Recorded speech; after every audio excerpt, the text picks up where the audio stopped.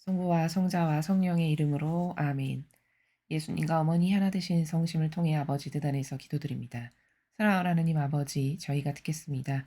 오늘도 비참한 가련한 저희들에게 아버지의 진리의 나라를 가르쳐 주셔서 온 마음과 정신을 다해 감사드립니다. 아버지께서 말씀하신 바와 같이 어서 빨리 인류가 회개하여 아버지께 창조주께 돌아갈 수 있도록 축복해 주시옵소서. 또 아버지께서 말씀하신 바와 같이 인신매매로 죽어간 가련하고 불쌍한 어린이들, 그들이 천상의 나라에서 아버지와 예수님과 어머니를 배우며 영원한 행복을 누릴 수 있도록 축복해 주시고, 아직도 붙잡혀 있어서 빠져나오지 못한 그런 어린 영혼들이 있다면 어서 빨리 구출될 수 있도록 자비를 베풀어 주시며, 다시는 이런 비참한 일이 인류에서 일어나지 않도록 이 카발 세력을 모조리 다 그 마귀를 불살라 주시옵기를, 성령의 불로 모두 불살라 주시옵기를 간곡히 청원드립니다. 또 아버지, 이 나라는 검수완박이라고 하는 마귀법이 상정되고, 그리고 어, 머릿수로 힘써 밀어붙이는 이 지경의 나라가 되었습니다. 이 마귀의 법이 통과되어서 실질적인 법으로 되지 못하도록 그 모든 세력, 이것을 주도한 세력, 여기에 동조하고 협력하여 하나 된 세력, 이들을 모두를 불살라 주시옵소서. 이 마귀를 불살라 주시고 이제 아버지께 충직한, 순종하는 그런 선의 세력이 이 나라의 모든 분야의 리더들이 될 수 있도록 축복해 주시옵기를 간절한 갈망으로 청원드립니다. 이 모든 기도 우리 주 예수 그리스도 이름으로 기도드리나이다. 아멘. 성부와 성자와 성령의 이름으로 아멘. 안녕하십니까. 하나님의 뜻 성교의 피아수녀입니다. 오늘도 여러분들과 함께 성경 말씀을 통해서 하느님 아버지께서 살아가시는 그 본질적인 세계의 아름다운 질서에 대해 학습해 보도록 하겠습니다. 2022년 3월 30일 사순 제4주간 수요일입니다.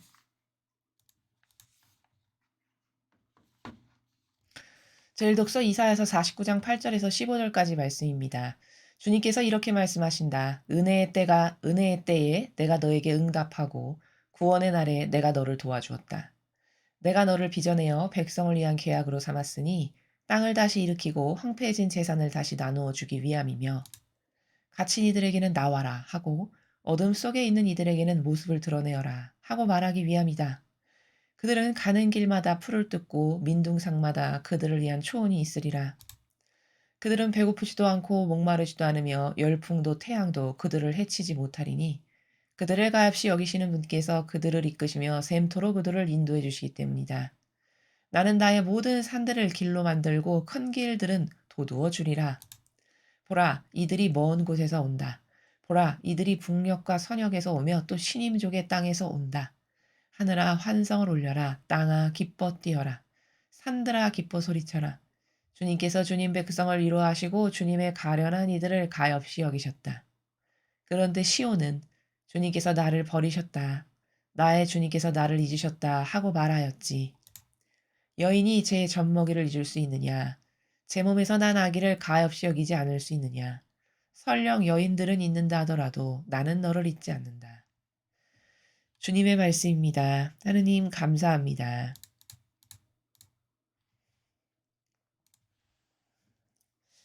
오늘 이사야서 이 49장의 내용은 하느님 아버지께서 우리를, 아버지께 속한 백성, 그 인류를 어떻게 인도하시는가에 대해서 말씀하고 계십니다.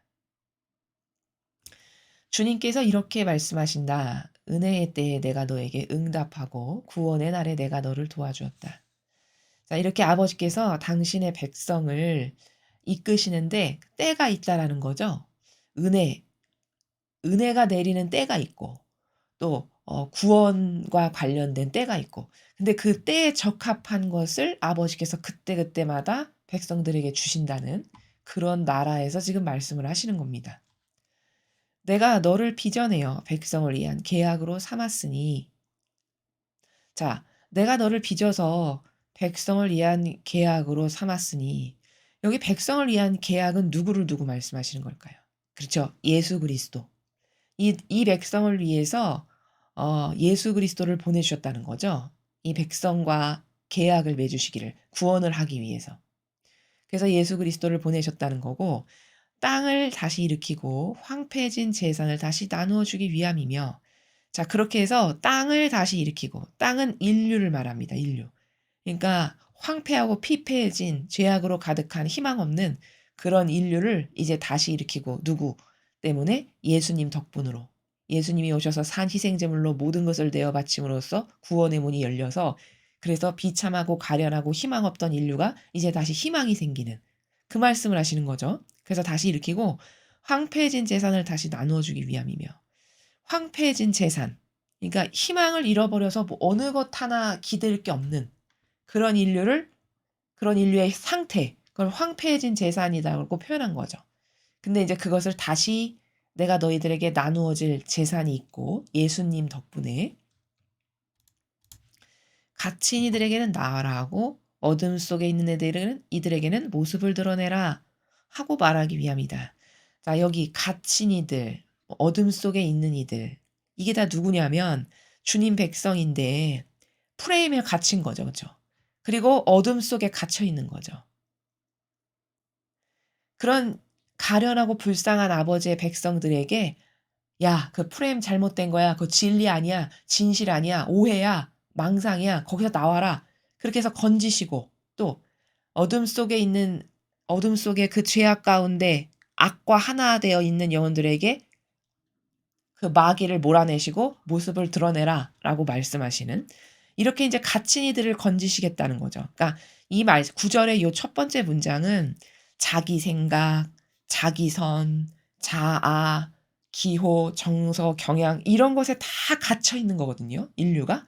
그렇게 갇혀 있는 인류를 이런 진리를 통해서 예수님의 그 말씀을 통해서 모범, 가르침, 정신을 통해서 이게 옳은 거야. 그건 오해야. 그건 마귀가 뿌려놓은 덫이야. 이렇게 해서 거기서 꺼내시는 이런 노력을 하신다라는 거죠. 그들은 가는 길마다 풀을 뜯고 민둥산마다 그들을 위한 초원이 있으리라. 자, 그래서 그런 주님의 백성에게는 여태까지 희망 없이 진리도 모르고 구원자이신 예수님도 안 오셨으니 그저 인간이 조작해서 만든 제도 전통에 갇혀 자아에 갇혀 기호 정서에 갇혀 또 마귀가 오면 마귀하고 하나 돼서 마귀하고 함께 갇혀 이렇게 다양하게 갇혀서 불쌍하고 가련하게 살았는데 이제 예수 그리스도께서 오셔서 그분의 산 희생 제물의 모범 그리고 그분이 가르쳐 주신 진리 이런 걸로 그들이 다 해방돼서 이제 가는 길마다 풀을 뜯고 민둥상마다 그들을 위한 초원 풀을 뜯고 초원이 생긴다는 건 이제 이 백성이 풍요로워지고 다시 넉넉해지고 희망이 생기고 이렇게 된다는 말씀이시죠. 그들은 배고프지도 않고 목마르지도 않으며 열풍도 태양도 그들을 해치지 못하리니 그들을 가엾이 여기시는 분께서 그들을 이끄시며 샘터로 그들을 인도해 주시기 때문이다. 자, 이제 더 이상 배도 안 고프고 목마르지도 않고 열풍도 태양도 해치지 못한다. 이게 다 뭐냐면 이제 열풍도 태양도 해치지 못한다는 건 승리한 삶을 말씀하시는 거예요. 이제 나의 백성은 이 내가 예수 그리스도를 통해서 베푼 그 구원을 위한 자비와 이런 진리를 통해서 이제 그들이 승리한 삶을 살고 희망으로 가득한 삶을 살게 될 것이라는 걸 계속 말씀하시는 거죠. 그래서 이제 샘터로 이끄시는 목마르지 않는 샘터. 이런 진리의 말씀, 이 진리의 참된 진실과 사실의 나라, 이런 나라로 인도하신다는 거죠. 나는 나의 모든 산들을 길로 만들고 큰 길들은 도두어 주리라. 자, 여기서 보시면 산들을 길로 만드신대요. 이게 무슨 뜻이냐면 산이면은 우뚝 솟았죠. 다른 모든 것하고는 다르게 우뚝 솟아 있는 거잖아요. 산의 형태가. 그런 거 영적으로 뭘 뜻하는 거냐면 이 주변 것을 다 갈취해서 다스리고 지배하고 통치하는 자를 말하는 거예요. 그런 세력을. 우뚝 솟은 산이라는 게. 근데 이제 그들이 불법으로 갈취해서 통치하고 다스리는 세력이 됐으니까 이게 옳지 않죠. 그러니까 아버지께서는 이제 이것도 다 쓸어버리셔 가지고 길로 만들어 버리신대요. 길로. 평평한 길로. 그렇게 네가 모든 것 사람들의 다 공평해야 될 것을 다 뺏어다가 갈취에다가 너만 잘 먹고 잘 살고 갈취하고 속이고 도둑질하는 도둑과 강도 이렇게 살았지? 이제 내가 그것을 다 뭉그러뜨려서 평평한 길이 되게 할 거다. 이런 말씀이세요. 이렇게 해서 공정과 정의를 실천하시겠다는 거죠. 그래서 솟아오른 산들은 모든 이가 밟고 다니는 길이 되게 하겠다 내가 이런 말씀을 하시는 겁니다. 보라 이들이 먼 곳에서 온다. 보라 이들이 북녘과 서녘에서 오며 또 시님족의 땅에서 온다. 자 북녘과 서녘 먼 곳에서 오고 시님족의 땅에서 오고 이건 뭐냐면 온 세상에서 다 몰려온다는 거예요. 이 아버지의 뜻, 이 참된 진실과 사실이라고 하는 이 진리, 저것만이 오라. 저게 전부구나. 저게 진짜구나. 이렇게 발견해서 이제 모든 인류가 저것만을 우리도 따라야 되겠습니다. 이렇게 다가오겠다라는 거죠. 하늘아 환성을 올려라. 땅아 기뻐 뛰어라. 산들아 기뻐 소리쳐라. 주님께서 주님 백성을 위로하시고 주님의 가련한 이들을 가엾이 여기셨다. 자, 이런 어떤 이분법 신분질서 또 세상의 통치자 이런 세력에 맨날 지배받아서 갈취나당하고 핍박당하고 짓밟히고 그렇게 살았던 가련하고 불쌍한 주님의 백성 그 백성을 이제 내가 다 돌보고 다시 풍요롭게 하고 희망으로 가득하고 그들이 진리 때문에 갇힌 데서 나오게 하고 여태 지금 그런 이야기를 쭉 하시는 거죠. 그럴 테니까 기뻐하거라 환성을 울려라. 왜? 아버지께 속한 가련한 아버지의 백성을 위로도 하시고 가엾이 여기셔서 그들을 돌보아서 이제 새롭게 되게 하실 테니까 이런 말씀이십니다. 그래서 여기 위로하시고 왜 위로를 하시나? 속이는 자들에게 수십 년, 수백 년, 수천 년을 당하고 살았으니까. 우리가 지금 그렇죠. 종교는 아버지의 권한을 다 도둑질하고 갈취해서 자신들의 제도 전통으로 공고하고 견고하게 만들고 거기서 이분법 신분 질서로 왕처럼 살고 또 세상은 어쩌죠? 세상의 정치 세력은 오늘날 대한민국도 그렇고 미국도 그렇고 전 인류가 마찬가지지만 이 카발과 손잡고 하나 된 전체주의가 계속 속이고 거짓말하고 그리고서는 자기네들이 다 갈취하고 이제 어느 지경이 됐죠? 자기네가 모든 것을 도둑질을 다 했는데 이제 자기네가 그것으로 수사를 받아 가지고 감옥에 가거나 이런 일이 있으면 안 되니까 이제 그 법을 마저 폐지시키는 이 지경이 온 거죠. 이런 세상을 다 아버지는 아시고 그러한 세상에서 내가 그 산들을 그것들을 다 길로 만들고 평평하게 이 높은 것을 다 낮아지게 하고 내 백성을 내가 그렇게 계속 갈취당한 내 백성을 내가 위로하고 가엾이 여겨서 내가 그 내 백성이 다시 새로워지게 할 거다. 이런 말씀이십니다. 그런데 시온은 주님께서 나를 버리셨다. 나의 주님께서 나를 잊으셨다. 하고 말하였지. 자, 여기 이 시온이 누구냐? 이스라엘. 하느님께 속한 백성.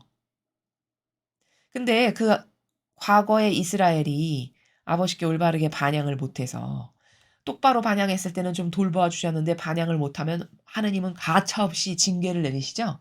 그래서 망했다가 또다시 살아났다가 망했다가 이게 반복이잖아요. 근데 또 심하게 망하니까 "에휴 하느님은 이제 우리를 버리셨어. 이제 우리는 안 돌보셔." 이렇게 얘기한다는 거죠.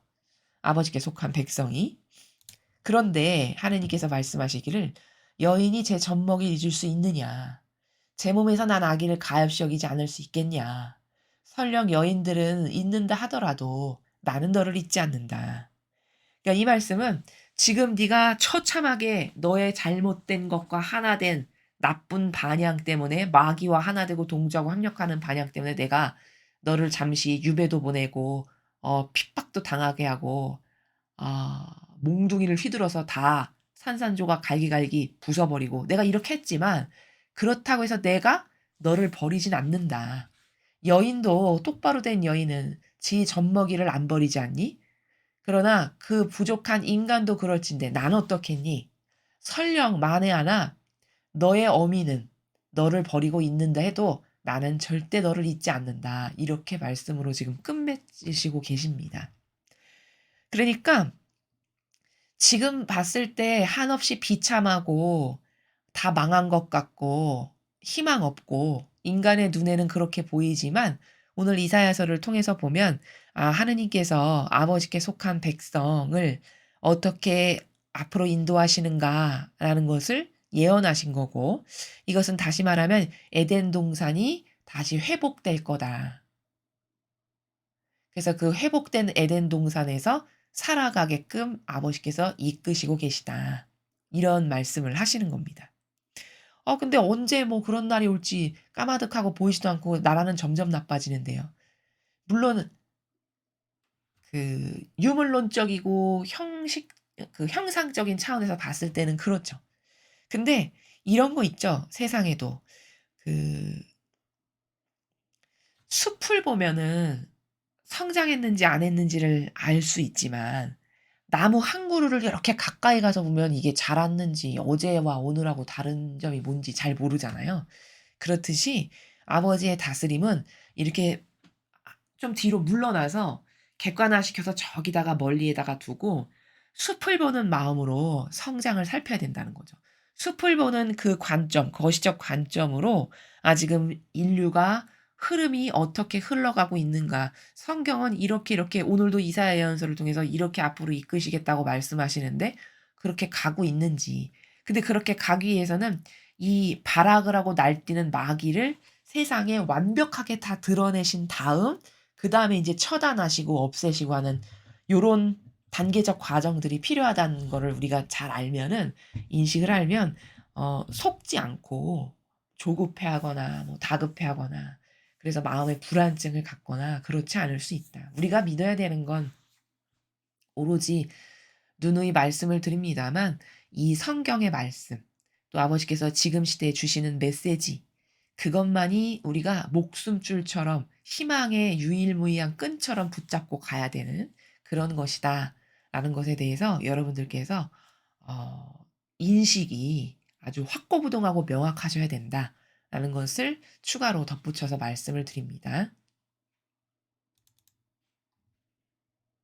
자 계속해서 복음 말씀 함께 보시겠습니다. 요한복음 5장 17 절에서 30 절까지의 말씀입니다. 주님 영광 받으소서. 그때 예수님께서는 유다인들에게 내 아버지께서 여태 일하고 계시니 나도 일하는 것이다 하고 말씀하셨다. 이 때문에 유다인들은 더욱 예수님을 죽이려고 하였다. 그분께서 안식일을 어기실 뿐만 아니라 하느님을 주님 아버지라고 하시면서 주님 자신을 하느님과 대등하게 만드셨기 때문이다. 예수님께서 그들에게 말씀하셨다. 내가 진실로 진실로 너에게 말한다. 아버지께서 하시는 것을 보지 않고서 아들이 스스로 할 수 있는 것은 하나도 없다. 그분께서 하시는 것을 아들도 그대로 할 따름이다. 아버지께서는 아들을 사랑하시어 주님께서 하시는 모든 것을 아들에게 보여주신다. 그리고 앞으로 그보다 더 큰 일들을 아들에게 보여주시어 너희를 놀라게 하실 것이다. 아버지께서 죽은 이들을 일으켜 다시 살리시는 것처럼 아들도 자기가 원하는 이들을 다시 살린다. 아버지께서는 아무도 심판하지 않으시고 심판하는 일을 모두 아들에게 넘기셨다. 모든 사람이 아버지를 공경하듯이 아들도 공경하게 하시려는 것이다. 아들을 공경하지 않는 자는 아들을 보내신 아버지도 공경하지 않는다. 내가 진실로 진실로 너에게 말한다. 내 말을 듣고 나를 보내신 분을 믿는 이는 영생을 얻고 심판을 받지 않는다. 그는 이미 죽음에서 생명으로 건너갔다. 내가 진실로 진실로 너희에게 말한다. 죽은 이들이 하느님 아들의 목소리를 듣고 또 그렇게 들은 이들이 살아날 때가 온다. 지금이 바로 그때다. 아버지께서 주님 안에 생명을 가지고 계신 것처럼 아들도 그 안에 생명을 가지게 해주셨기 때문이다. 아버지께서는 또 그가 사람의 아들임으로 심판을 하는 권한도 주셨다. 이 말에 놀라지 마라. 무덤 속에 있는 모든 사람이 그의 목소리를 듣는 때가 온다. 그들이 무덤에서 나와 선을 행한 이들은 부활하여 생명을 얻고 악을 저지른 자들은 부활하여 심판을 받을 것이다. 나는 아무것도 스스로 할 수 없다. 나는 듣는 대로 심판할 따름이다. 그래서 내 심판은 올바르다. 내가 내 뜻이 아니라 나를 보내신 분의 뜻을 추구하기 때문이다. 주님의 말씀입니다. 그리스도님 찬미합니다.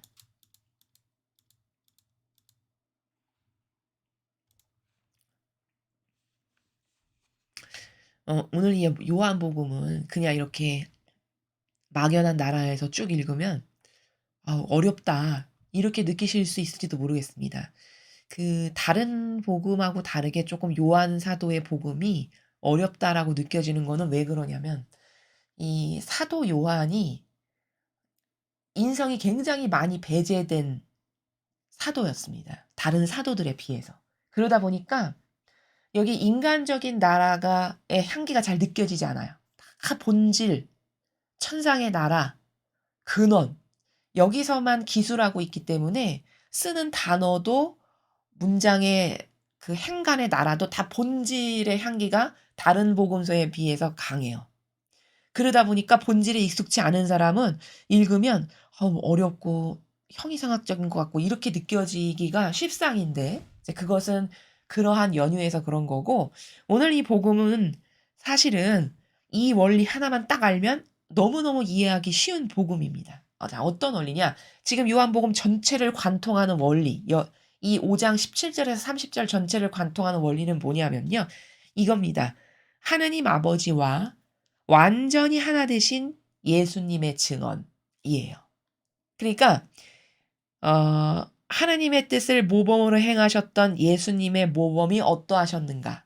즉 다시 말해 예수님은 아버지와 완전히 하나 되셨다라고 하는 이 원리 하나를 딱 알면 오늘 이 복음을 이해하는데 무리가 없고 쉽다라는 겁니다. 자, 그래서 답부터 이야기하고 가면 결론부터 오늘 이 복음의 원리는 하느님 아버지와 완전히 하나 되신 예수님의 증언이시다. 자, 이것을 머릿속에 딱 넣고 첫 번째 줄부터 보겠습니다. 그때 예수님께서는 유다인들에게 내 아버지께서 여태 일하고 계시니 나도 일하는 것이다 하고 말씀하셨다. 자, 내 아버지께서 여태 일하시니까 나도 일한다. 왜? 하나 됐으니까. 아니 하나 된 사람이 저 아버지는 그냥 열심히 일을 하시는데 하나 됐는데 나는 막 노나요? 그렇지 않죠. 그쵸? 세상의 자녀도 부모님을 사랑하고 공경해서 그 부모님하고 하나 된 자식이면 부모님이 계속 땀 뻘뻘 흘리시면서 일하시는데 나는 놉니까? 그렇지 않죠. 그러니까 아버지가 여태 일하셔서 나도 일하는 것이다. 이 문장은 하나 되신 분이니까 아버지와 함께 일하시는 게 너무나도 당연한 거죠. 그쵸?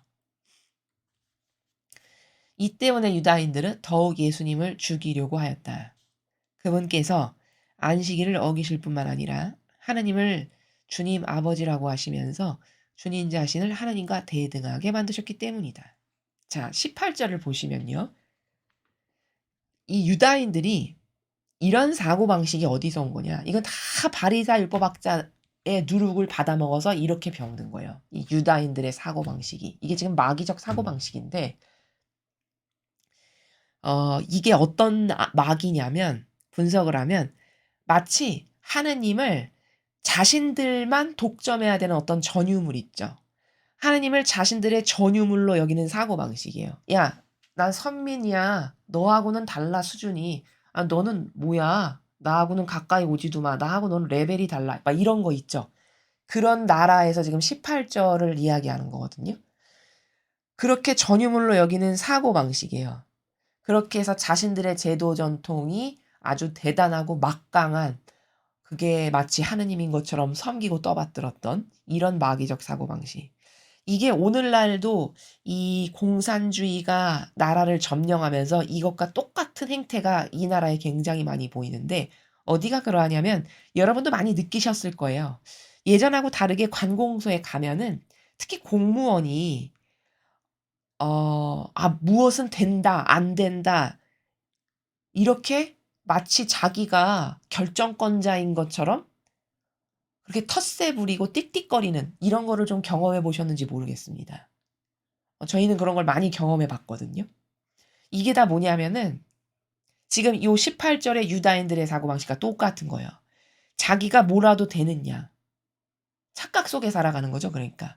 자기가 명령하는 자, 지배하는 자라도 되느냐. 이런 사고방식으로 살아가는 게 요즘 시대의 공무원의 그 불친절하고 된다 안 된다라고 간섭하면서 자기가 주인인 양 행세하는 이게 다 같은 거거든요. 같은 나라의 마귀입니다. 근데 사실 그럴 자격을 그들에게 주지 않았어요. 그쵸? 이 유다인들에게 누가 이렇게 자기가 감히 뭐 너는 안 되고 되고 너는 가짜고 이런 걸 판단하라고 누가 그런 권한을 줬단 말입니까? 준 사람 아무도 없잖아요. 그쵸? 마찬가지예요. 공무원도 마찬가지입니다. 그럴 자격을 부여하지 않았어요. 단지 뭐를 해야 되죠? 공무원이면 어떻게 해서든지 그 일이 잘 되게끔 협조하고 도와주고 하는 게 거기 앉아서 해야 될 일이에요. 그쵸? 근데 엄청난 오해와 망상 가운데 살아가는 거죠. 이 유다인들도 마찬가지입니다. 지금 18절에. 무슨 자기는 대단한 권위자인 양, 자기는 자기만이 독점해야 되는 하느님은 자신들의 전유물, 너는 안 되고, 이거는 다 마귀적 사고방식입니다. 여러분, 예수님을 보세요. 예수님이 어디 한 곳 그런 데가 있으시던가요? 다 다가오는 거 막지 않으시고, 심지어 제자들이 어린이 다가오는데 못 다가오게 하고, 그러니까 놔둬라. 저 어린이와 같지 않으면 하늘나라 아무도 못 간다. 이렇게 다 포용하시죠. 그쵸? 또, 제자들이 어느 날은 지나가는데 자기들하고 같이 다니지도 않는 제자 그룹도 아닌데 막 예수님 이름으로 막 뭐 이상한 것도 하고 막 기적도 하고 막 이런 거 해. 그러니까 스승님, 저 사람 우리들하고 같은 다니는 사람도 아닌데 막 저런 거 하는데 못하게 할까요? 예를 들면 이런 식으로 하니까 놔둬라. 어, 나를 반대하지 않는 자는 나를 받아들이는 자다. 이렇게 말씀하시잖아요. 그럼 예수님의 이런 정신세계하고는 완전히 다르죠. 지금 28절은.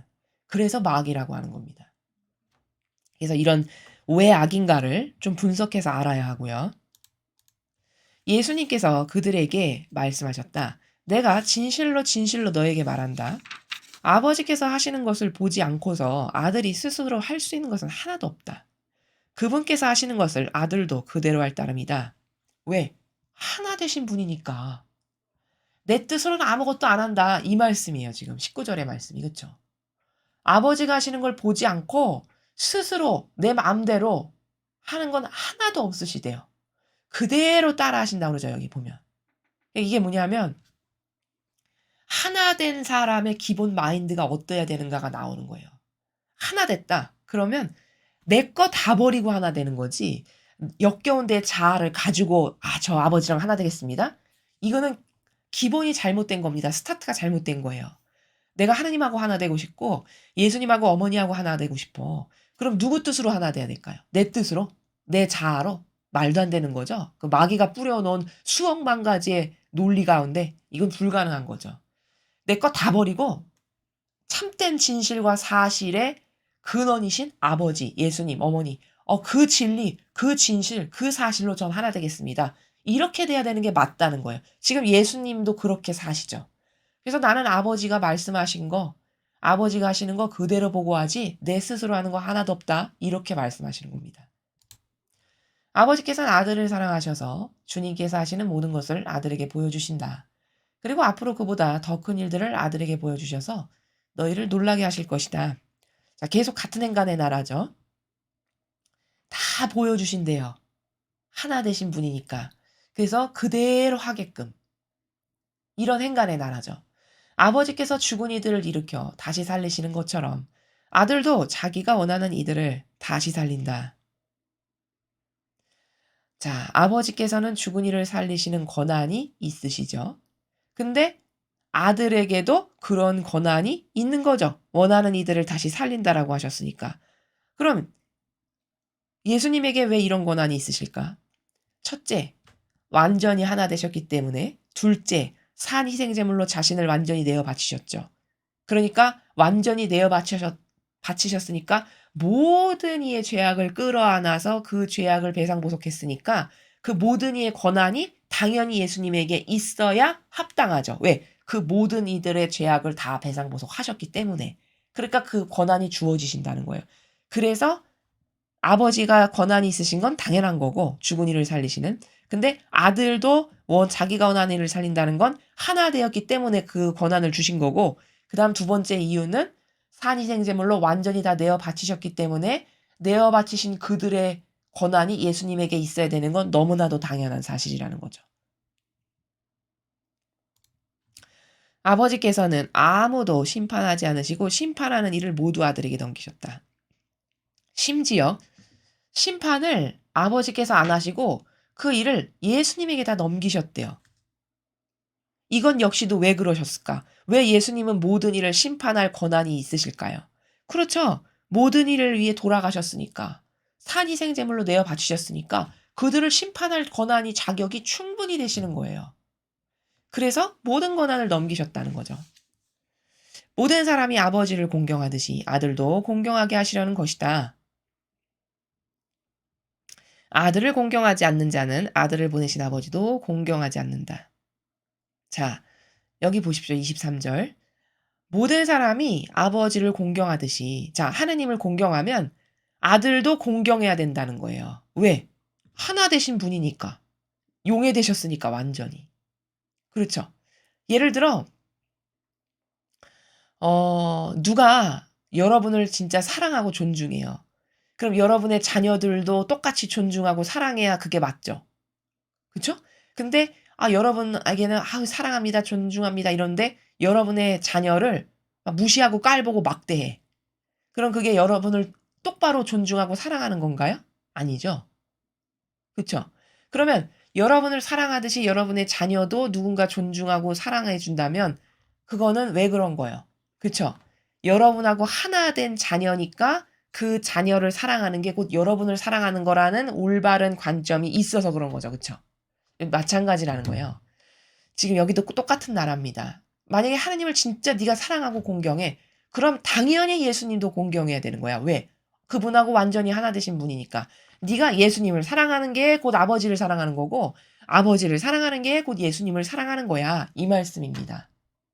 그래서 아들을 공경하지 않는 자는 아들을 보내신 아버지도 공경하지 않는다. 똑같은 나라예요. 지금 제가 설명드린. 자, 그럼 23절에 이 진리의 말씀에 근거하면 우리가 여기서 객관화를 하나 시켜볼 수 있는 게 있는데요.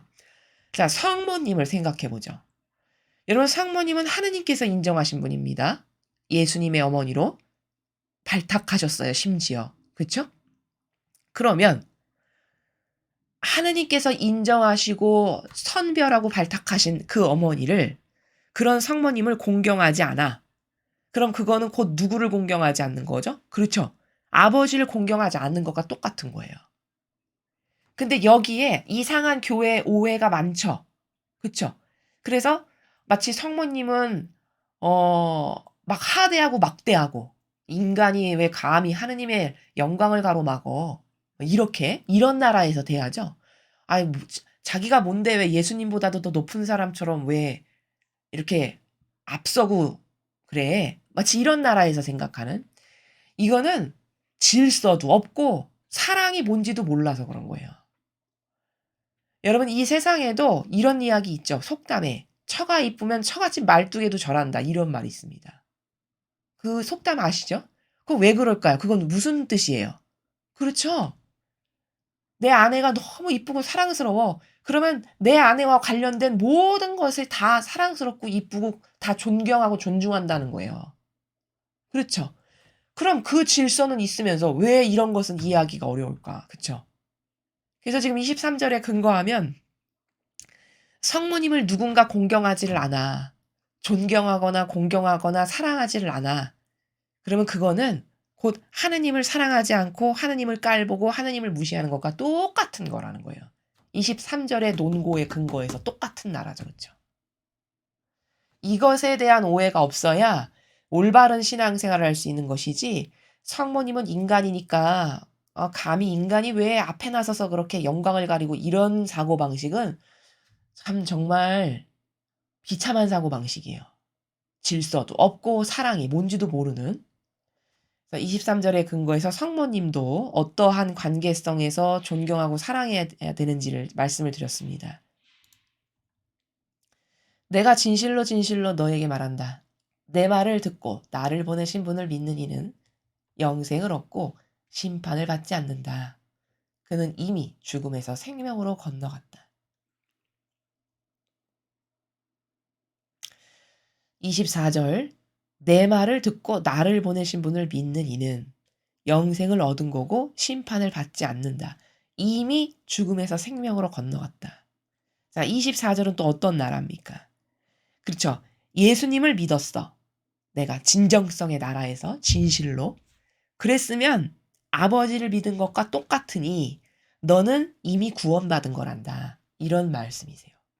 앞에와 지금 계속 중복되는 관점의 나라인데 요렇게 말씀하시거나 요렇게 말씀하시거나 지금 그렇게 하고 있는 것뿐입니다. 제가 서두에 말씀드렸죠. 내가 진실로 진실로 너에게 말한다. 죽은 이들이 하느님 아들의 목소리를 듣고 또 그렇게 들은 이들이 살아날 때가 온다. 지금이 바로 그때다. 아버지께서 주님 안에 생명을 가지고 계신 것처럼 아들도 그 안에 생명을 가지게 해 주셨기 때문이다. 아버지께서는 또 그가 사람의 아들이므로 심판을 하는 권한도 주셨다. 자, 지금 여기 보시면 죽은 이들이 하느님 아들의 목소리를 듣고 또 그렇게 들은 이들이 살아날 때가 온대요. 자, 이게 어떤 때를 말하는 건가요? 이건 바로 예수님이 재림하셨을 때를 말씀하시는 거예요. 앞으로 도래할 재림 사건. 그 재림 때가 되면 어 죽어서 그러니까 인간의 영혼이라는 거는 이런 거거든요. 예를 들면은 어떤 사람은 죽었는데 바로 직천당 가는 사람도 있고요. 어떤 사람은 죽어서 바로 직지옥 가는 사람도 있고 어떤 사람은 죽었는데 유보 상태, 보류 상태로 있는 사람도 있고 영혼이 이렇게 천차만별로 다 다양한 거예요. 그래서 성경에 보면은 뭐 에녹이나 엘리야는 산채로 막 불마차에 들려서 올려가고 막 이렇죠. 그렇게 직결 심판을 받아서 바로바로 뭐 천상에 가고 뭐 지옥에 가고 이렇게 되는 케이스도 있지만 많은 케이스는 보류 상태로 그냥 있는 케이스가 더 많아요. 영혼의 상태로 죽었지만. 우리 눈에 인제 보이지 않죠. 근데 그런 모든 보류 상태로 있는 사람들이 재림 때가 되면 하느님 아들의 목소리를 듣고 들은 이들이 살아날 때가 온대요. 이게 지금 이제 재림할 때 이렇게 될 거다 영혼들이 이런 말씀을 하시는 거예요. 근데 지금이 바로 그때다? 재림 때인데 왜 지금이 바로 그때다라고 말씀하셨지? 자, 이거는 어떤 행간의 나라냐면 제가 말씀드렸죠. 어떤 사람은 죽어서 바로 직천당, 직지옥 이렇게 직결 판단이 내려서 가는 경우도 있고 그렇지 않은 사람은 대다수는 죽었으나 보류 상태로 영원히 이렇게 있는 케이스가 굉장히 많다고 했어요. 그래서 보면은 예수님이나 성모님은 천상에 지금 가서 이미 살고 계시고 또 어떤 케이스는 그 예수님의 그 십자가상 사건 때 보면은 그 양쪽의 도둑 중에 같이 예수님과 같이 십자가에 매달렸던 도둑 중에 올바르게 반향했던 도둑. "주님, 오늘 주님이 주님의 나라에 가실 때 저를 좀 기억해 주세요." 하니까 예수님이 그때 뭐라 하셨냐면 "아 네가 오늘 나와 함께 낙원에 들 거다." 이렇게 말씀하셨죠. 그러면 그런 케이스는 죽었으면 바로 인제 낙원에 가는 요런 케이스도 있지만 그렇게 판결이 천차만별로 다 다르다라는 거예요. 그렇기 때문에 지금 25절 이하의 쭉 밑에까지 말씀은 앞으로 재림 때 이런 일이 있을 거다를 말씀하시는 건데 그런데 지금이 바로 그때다라고 말씀하신 이 지금이 바로 그때다는 무슨 말이냐면 이렇게 케이스 바이 케이스별로 다양하니까 지금 즉결 심판을 받아서 천상 가는 사람도 있을 수 있고 이런 말씀이에요. 요 행간의 나라가. 그래서 지금이 바로 그때다는 그렇게 이해하는 것이 올바르고 아버지께서 주님 안에 생명을 가지고 계신 것처럼 아들도 그 안에 생명을 가지게 해 주셨기 때문이다. 자, 하나 되셨으니까 아버지 안에 생명이 있으시면 예수 그리스도 안에도 생명이 있는 게 너무 당연하죠. 아버지께서는 또 그가 사람의 아들이므로 심판하는 권한도 주셨다. 심판 권한은 당연히 산이생제물로 모든 일을 위해 돌아가셨으니까 심판 권한이 예수님이 있으셔야 되는 게 지극히 당연한 거예요. 이 말에 놀라지 마라. 무덤 속에 있는 모든 사람이 그의 목소리를 듣는 때가 온다. 자, 이게 인제 재림 때 이러한 일들이 죽었으나 보류 상태로 있었던 많은 영혼들이 예수님의 목소리를 딱 들어. 그러면 그들이 무덤에서 나와 선을 행한 이들은 부활하여 생명을 얻고 악을 저지른 자들은 부활하여 심판을 받을 것이다. 자, 그렇게 해서 보류 상태로 있는 많은 영혼들이 예수님의 목소리를 듣고 이 지상에서 살면서 남을 위해서 살았어. 여기 선을 행한 이들이 의인으로서 살았어. 그러면 그런 사람들은 이제 심판을 딱 받아 가지고 그때서야 이제 천상의 나라에 가고 또 보류됐다가 예수님이 재림해서 오셨을 때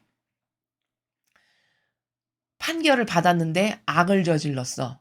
마귀하고 하나 되고 동조하고 협력하고 마귀의 주도적인 세력으로 활동했고 예를 들어 뭐 이랬다.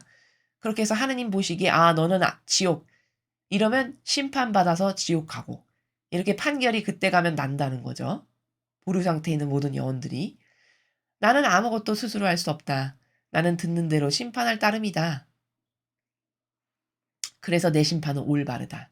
내가 내 뜻이 아니라 나를 보내신 분의 뜻을 추구하기 때문이다.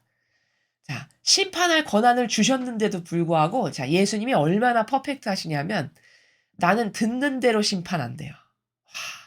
아들아, 네가 심판하거라 권한을 주셨는데 듣는 대로 심판을 하신대요. 듣는 대로. 그러니까 내 심판은 올바르다. 왜? 내 것이 전혀 개입이 안 됐으니까 공정하고 올바르다는 거예요. 그쵸? 어, 내 것이라는 게 요만큼도 안 들어갔고 나는 듣는 대로 심판하거든. 그래서 내 뜻이 아니라 나를 보내신 분의 뜻, 아버지에게서 듣는 대로만 심판하기 때문에 내 심판은 공정하고 올바라. 왜? 거기 내 거라고는 요만큼도 집어넣질 않았으니까. 그러니까 내 심판날 심판받아서 네가 선을 행해서 천국에 가건 심판받아서 네가 악인으로 살았다 해서 지옥 가건 입도 하나 뻥끗할 수 없을 만큼 내 심판은 공정하고 참되고 올바를 거다라는 것을 이렇게 말씀하시는 겁니다. 이해가 되셨죠?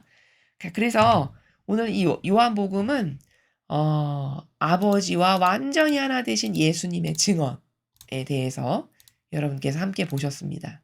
그리고 1독서는 이사야서에서 하느님 아버지께서는 인류를 어떻게 에덴 동산으로 이끌고 계시는가, 어떻게 완성으로 이끌어가고 계시는가, 지금은 비참하기 이를 데 없으나 아버지는 반드시 창조의 완성을 이루실 거다. 그것에 대해서는 계시록에서도 다 말씀하셨다. 이렇게 요약 정리해서 말씀드릴 수 있겠습니다. 이상으로 2022년 3월 30일 사순제 4주간 수요일 복음 해설을 마치겠습니다. 감사합니다.